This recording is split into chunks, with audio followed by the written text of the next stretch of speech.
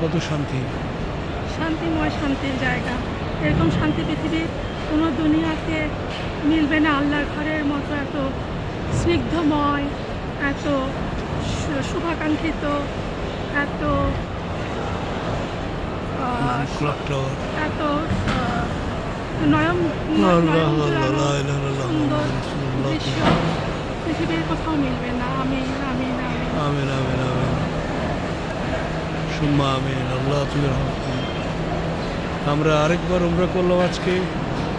এবার সহ আমাদের স্বামী স্ত্রীর দোতরফা আমরা আজকে হলো 25শে জুলাই 2026 সন। দ্বিতীয়বার আরেকবার উমরা হলো, সাই কমপ্লিট হলো।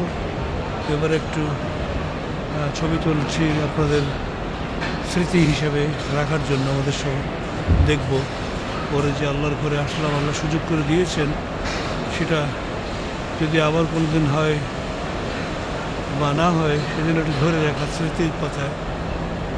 এই আর কি। এত বিশাল সৌন্দর্য আর কোথাও আমি উপভোগ করে নাই।